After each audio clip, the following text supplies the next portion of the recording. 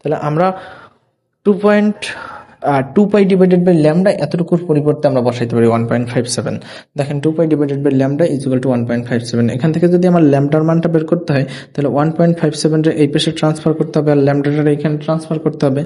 তাহলে আমরা কি করলাম, ল্যামডাটা এখানে ট্রান্সফার করে 1.57 এখানে ট্রান্সফার করলাম। তাহলে অলমোস্ট আছে lambda is equal to 2 pi divided by 1.57।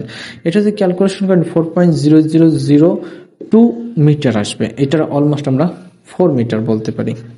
এখন আমাদের বের করতে হবে, যেহেতু আমরা ল্যামডার মান পাইছি, ফ্রিকোয়েন্সির মান পাইছি, তাহলে আমাদের বেগ বের করতে কোনো ঝামেলা আছে?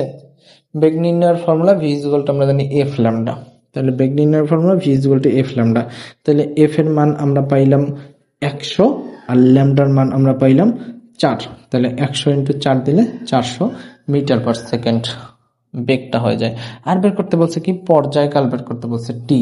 টি এর মান 1 ডিভাইডেড বাই এফ। তাহলে আমরা টি এর মান 1 ডিভাইডেড বাই এফ দিতে পারি। 1 ডিভাইডেড বাই এফ এর মান তো আমরা অলরেডি পেয়ে গেছি 100 হার্টজ। তাহলে 1 ডিভাইডেড বাই 100, এটার ক্যালকুলেশন করলে 0.01 সেকেন্ড আমাদের আসে। দেখেন, আপনি যদি আসলে এই এই এই সমীকরণ যদি আপনি জানেন সমীকরণের কোনটা কি, তারপরে জাস্ট সামান্য কিছু সূত্র যদি আপনি প্রয়োগ করতে পারেন, তাহলে কিন্তু আপনার এই অধ্যায়ে আমি আশা করি কোনো প্রকার ঝামেলা হবে না। আজকে এই পর্যন্তই। সময় দিয়ে সাহায্য করার জন্য ধন্যবাদ। আল্লাহ হাফেজ।